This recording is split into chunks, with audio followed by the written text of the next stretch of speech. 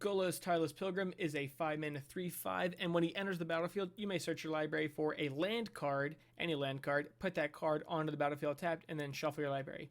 Then you can pay 2 and Wooburg to exile the top 3 cards of your deck, and you can play those without paying their mana cost. Today, we're going to look into Golos Shrines. So, our game plan is we are hard on a Pillow Fort plan. We don't really need to attack since our primary win conditions are passive effects that add up over time. Our game plan is to play as many shrines and courts as we can and watch as their effects accelerate us into an inevitable victory with our menagerie of effects. To ensure that the deck stays consistent, our creatures are primarily enchantresses that'll draw us cards on cast, so we are never low on lands or removal.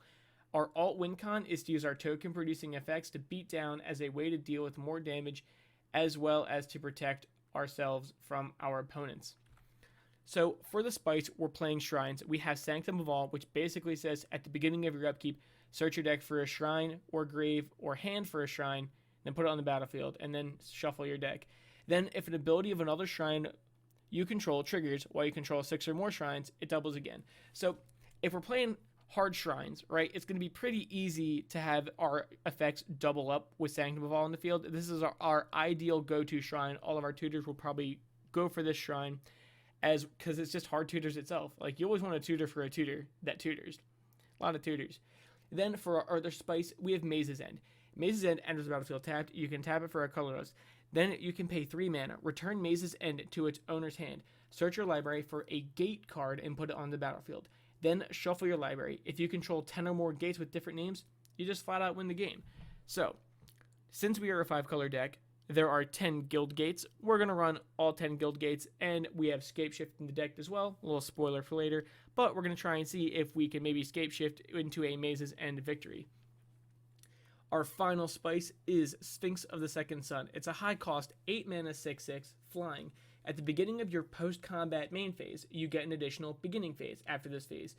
The beginning phase includes the untapped, upkeep, and draw steps.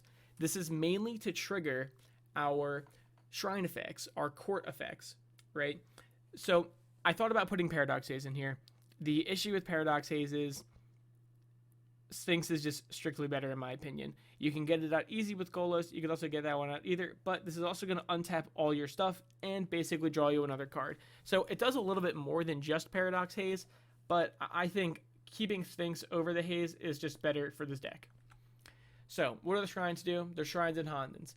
Sanctum of Tranquil Light, basically 6 mana, tap target creature. This ability costs 1 less for each shrine you control, so basically you're going to just pay a white to tap a creature. Sanctum of Calm Waters, at the beginning of your pre-combat main phase, you may draw X cards or X number of shrines you control. If you do, discard a card. So basically what it's realistically going to say is discard a card and then just draw X equal to the shrines. Super good. I mean, it's basically just hard looting. Sanctum of Stone Fangs is going to drain our opponents where X is our shrines. Sanctum of Heights, Shattered Heights, is basically we can pay 1, discard a land or a shrine to just deal X damage to a creature or planeswalker where X is the number of shrines. Now the cool thing about this card, and going back to Sanctum of All, is we can just play our shrines from the grave anyways. So just kind of pitching one to Shattered Heights, pretty easy removal. Sanctum of the Fruitful Harvest, just for some good ramp. Now we get to some Hondens, the old ones. At the beginning of your upkeep, gain 2 life for each shrine you control, draw a card for each shrine you control, target opponent discards a card for each shrine you control, deal X damage to target creature or player equal to the number of shrines you control, and make a 1/1 spirit for each shrine you control. A lot of big effects, they don't really seem great on their own, but you got to think we're most likely going to have a number of these on the field, whether it just be like at least 2 or 3 on like the lower end, and still updrawing an extra 3 cards, gaining an extra 6 on the upkeep, draining for 6, or making 6 1/1s on the upkeep. It's going to add up quick. These are our primary win conditions. The big ones that are going to do it are basically the Honden of Infinite Range and Stone Fangs, while also Life's Web is going to give us the kind of advantage we need creature-wise for blocking and such. So now we have courts. These are from the Commander Legends, and all courts, when they enter the battlefield, you become the monarch. So at least they kind of cantrip themselves in the end. Court of Grace. At the beginning of your upkeep, make a 1/1. If you're the monarch, make a 4/4 angel with flying instead. Court of Cunning. At the beginning of your upkeep, any number of target players mills 2 cards. So you just get to pick who you want to mill. You can mill yourself if you want, probably not, but you can pick any number of players to mill. Good for kind of politics deals. But if you're the monarch, each of those players mills 10 instead of the 2. Court of Ambition, at the beginning of your upkeep, each opponent loses 3 life unless they discard a card. If you're the monarch, they basically just do it twice. Court of Ire, at the beginning of your upkeep, deals 2 damage to any target. If you're the monarch, it deals 7 damage to that player or permanent. Kind of really weird wording with that, but I mean, ultimately just shocking something for free and being the monarch at the very low end is pretty fine.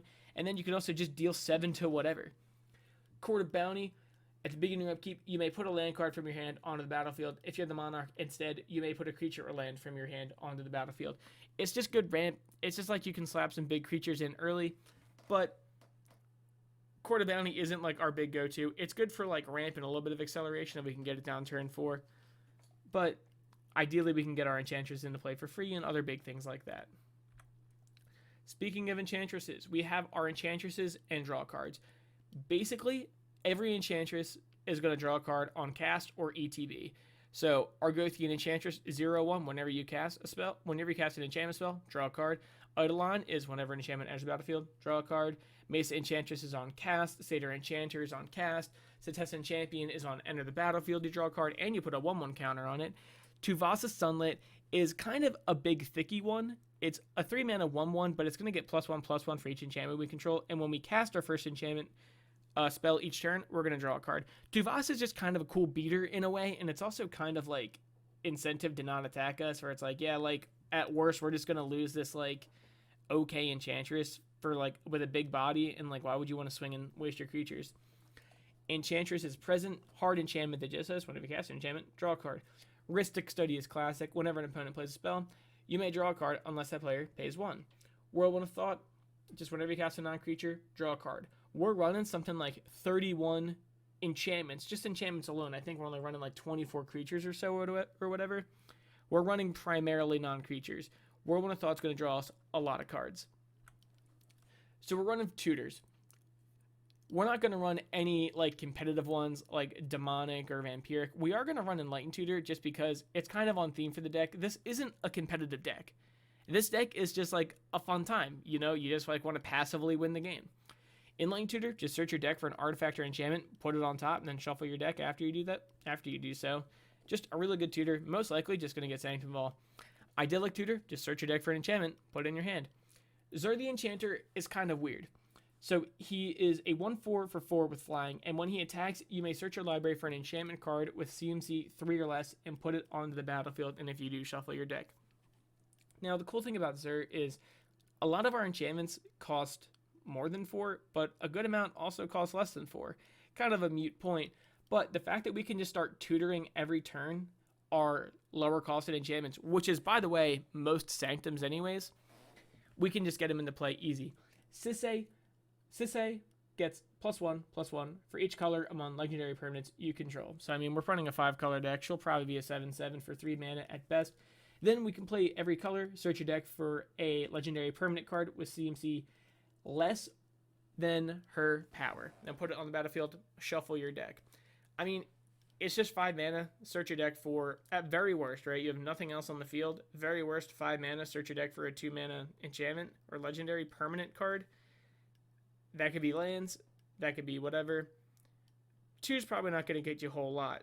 But the point being is if it's really anything more than 2, we're going to be pumping. So Pillow Fort Enablers. So with the Enchantress theme, we don't want people to attack us. We want to just passively win the game. And to do so, we need to be able to protect ourselves. So Ghostly Prison and Propaganda.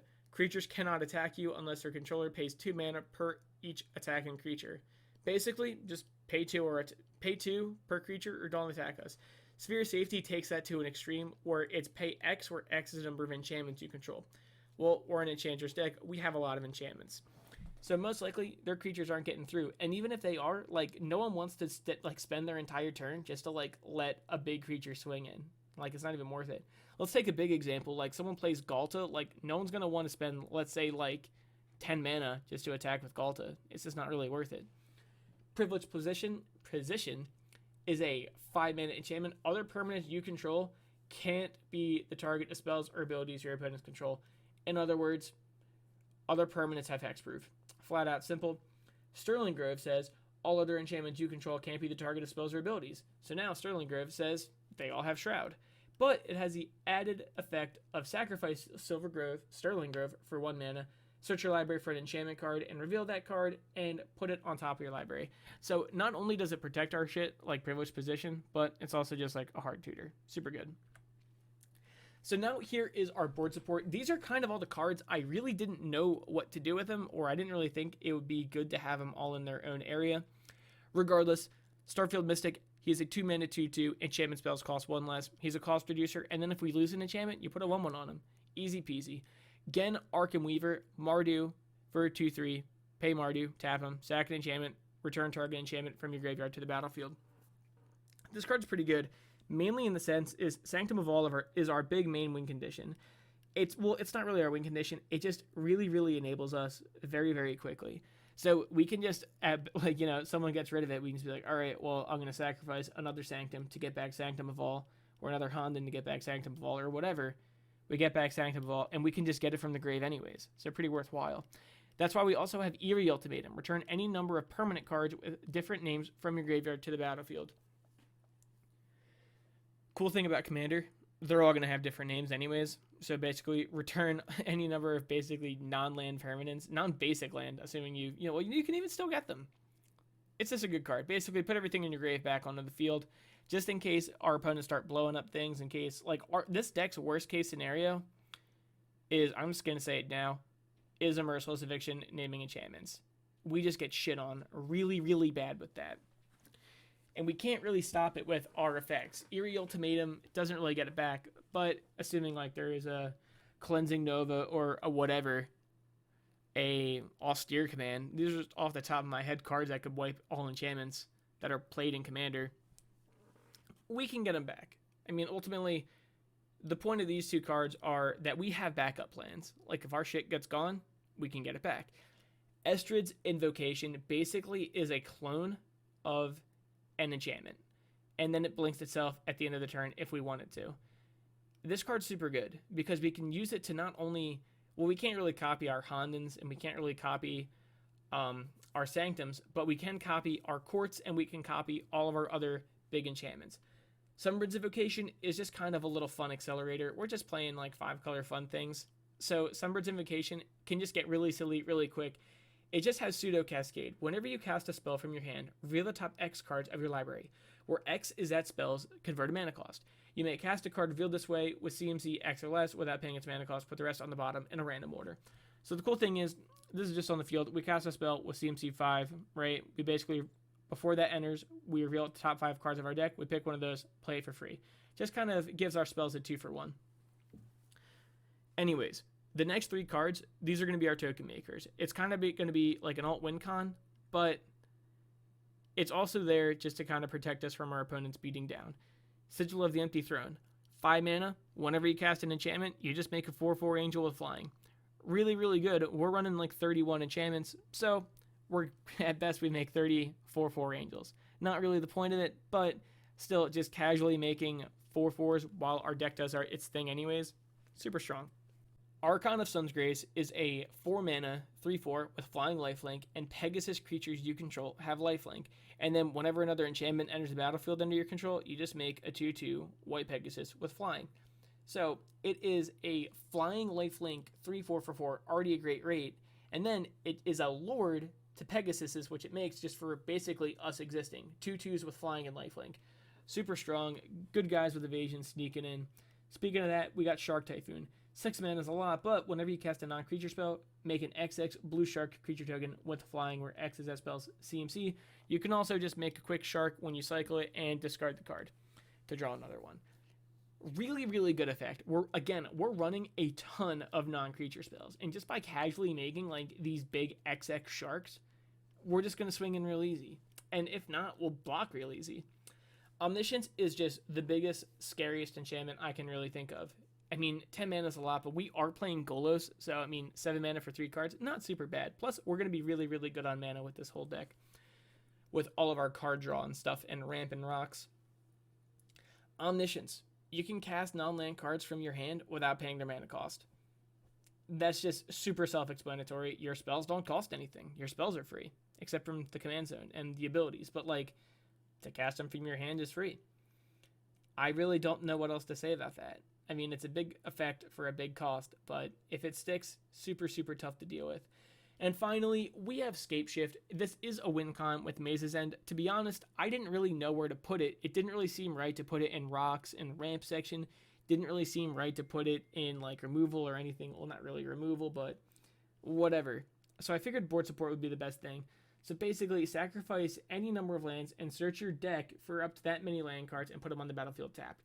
So basically, we just get rid of all of our non-Guildgate cards, and we pretty much just win almost instantly, or at least on the next turn we'll get the win. Continuing on, we have removal / interaction. Going in first, we have Calyx Destiny's Hand for a one and only Planeswalker in the deck, 4 mana, 4 loyalty. Look at the top 4 cards of your library. You may reveal an enchantment card from among them and put the rest on the bottom of the deck and put the other in your hand. Really good effect, you know, it just goes in deep. I didn't want to put him in the card draw or card advantage, whatever section, because of his -3. Exile target creature or enchantment you don't control until target enchantment you control leaves the battlefield. He basically makes any of your enchantments into O-rings or banishing lights or whatever. Really, really good. And let's say we get to his ult by some miracle. I really don't think we would, because I imagine like he's going to come into play and he's just basically going to be an O-ring. If we can get him to 7 by somehow, some whatever, return all enchantment cards from your graveyard to the battlefield. That's just a super good effect, and that's just basically a shitty copy of Eerie Ultimatum. Next, we have Anguished Unmaking. I'm just going to go through these quick because these are the kind of staple cards that don't really need too much of an explanation to deal with. 3 mana, exile target non-land. You lose 3 life. I mean, it's 3 mana and you exile the non-land, and 3 life really isn't that big of a deal. It's just super solid removal. Counter spell to just counter target spell. Swords of Plowshares for a 1 mana, just get rid of a creature forever. Who cares if they gain the life? It's just gone forever. Next, we have Aura of Silence, which is a fun little stack piece. It is a 3 mana enchantment. Artifacts and enchantment spells cost 2 more for our opponents to cast. Not target opponent, like you don't have to come in and say, it's just a really weird writing of the text. It's just your opponent's artifacts and enchantments cost 2 more. Then you can sacrifice it to destroy target artifact or enchantment. Just really good removal, really good stacks piece just to slow people down. The next 4 are just nukes. Ruinous Ultimatum. Just straight up, we got 7 mana to destroy all non-land permanents your opponents control. That's just short, sweet, to the point. We can rip it with Golos or whatever. Supreme Verdict, 4 mana, can't be countered, destroy all creatures. It's an uncounterable nuke, not much to say. Merciless Eviction is a 6 mana, choose one. Exile all artifacts, creatures, enchantments, or planeswalkers. Honestly, I think it's just the best nuke in all of Magic. I mean, there's other ones like Supreme Verdict, like it can't be countered or whatever, but this is exile, and you get to pick kind of like what you want to get rid of. Next, Cyclonic Rift. It's Cyclonic Rift. Don't read the top mana cost. It's really just a 7 mana mass board wipe for our opponents. Rocks and Ramp. We got Kodamas and Cultivate. They're basically the same thing. Search your deck for 2 basic land cards. Put 1 in your hand, 1 on the field tapped. Fabro Elder is a 0/0, but he's going to get +1/+1 for each color among permanents we control. Well, he's going to come in. He's already going to be default a 2/2 with Vigilance, and then you can tap him for each color among permanents you control. Add 1 mana of that color. So realistically, he's going to come in. He's going to basically be +5/+5. He can tap him to get Wooburg. Next, we have Arcane Signet. You know, it's just like Felwar Stone, except reverse. Just like Felwar Stone is Arcane Signet reversed. Arcane Signet's going to tap for anything. Felwar Stone will most likely tap for anything. We have Smothering Tithe, which basically is Rhystic Study, but for treasure. No one really ever wants to pay the 2, and they really only do it if it's convenient. Early game, no one's going to do it, and usually even late game, no one wants to do it still. Soul Ring, I'm not even going to talk about it. It's Soul Ring, just run it. If not, you're an idiot. Commander Sphere, 3 mana. Add 1 mana of any color of your commander's identity, sacrifice it, draw a card. I think it probably is a little bit obsolete, but this is kind of like a cheaper deck. I think this deck is usually around, or not usually, I think this deck we put together is about the $500 range. I mean, it's expensive, but it's also like not really competitive, not really C or too pricey in any way. So I think Commander Sphere is just a good include for 3 mana rock to give you any mana, and then if anything goes wrong, you just draw a card in response. No big deal. Chromatic Ori, 7 mana. This is like another card we ideally hit with Golos, but even just casting it raw, that's still fine. 7 mana, you may spend mana as though it were mana of any color, which is good for our 5-color deck. You can tap it to add 5 colorless, which is, we can just do whatever color. It's just a hard color filter. And then we can pay 5 and tap it, draw a card for each color among permanents. Again, which is 5. A lot of card draw, a lot of mana fixing, a lot of mana, just a big rock. Then we have Chromatic Lantern. Just a smaller chromatic ori, not really. It taps for any color, and then your lands tap for any color. It's just super good. I mean, Chromatic Lanterns is basically a staple in most decks that you see in Commander anyways. I probably don't have to tell you guys about that. 3-color lands. I'm going to go real quick with these. Up top, we have Arcane Sanctum, Seaside Citadel, Savage Lands, Crumbling Necropolis, Jungle Shrines. These are just straight up tri-lands we don't have Triumphs for. And just on the bottom, we have all the Triumphs. Inevitably, the Triumphs are just going to take over. It's just naturally that the Shards are going to get Triumphs. But for now, Savage Lands and the likes stays the same, while the Triumphs are soon to replace it, just because they're fetchable. We're not running fetch lands, but they're fetchable, and you can cycle them away if need be. Then we have Guildgates. We're not running any special Guildgate or anything like that. Like, we're just running all of the traditional basic Guildgates. We got Azorius, Boros, Dimir, Golgari, Gruul, Simic, Selesnya, Rakdos, Orzhov, and Izzet. Yeah, they're slow. Yeah, they're not optimal, but this deck really isn't an optimal deck. We're kind of going for a funny meme win and just passively win the game. And if we can get Scape Shift or Maze's End to happen, it'll just be a fun time. So these are our miscellaneous lands. I mean, Command Tower, Exotic Orchard, Nykthos, and Hall. The reason they're miscellaneous is not because they're bad or anything. It just, honestly, they didn't fit with the Tri-lands, and they didn't fit with the Guildgates. So, Command Tower taps for anything. Exotic Orchard most likely taps for everything. Nykthos is, we actually, believe it or not, have a good amount of colors in the deck. Because all of the courts are 2 colors and everything else is 1 color, but it really does add up, and there's a pretty even spread throughout them. So just getting a lot of devotion is going to be a lot easier than you'd really think. Plus, we're pretty heavy green, believe it or not. Green and wood is our heaviest colors. So, again, just having a land, as long as it's more than 3, it's already net mana. And Hall of Heliod's Generosity, it's like Academy Ruins, except white and for enchantments. Taps for a colorless. Pay a white and 1, put target enchantment from your grave on top of your deck. Pretty good card. I mean, it's tough in a 5-color deck, but I mean, ultimately, it's pretty good. Like, it's just hard recursion if we need it. And for our basics, we're just running 2 of each. So grand total, we're running 35 lands. Pretty good since we have a ton of card draw and we have a good amount of like filtering and things like that. I've tested this deck a ton of times and I've never had an issue with mana. And again, thank you guys for watching. If you want me to do more videos like this, let me know. Please remember to subscribe, comment, like, do all that good shit. I really appreciate it. And let me know what you want me to do next. And I'll probably just do it. But until next time, thank you guys for watching, and I'll see you guys later.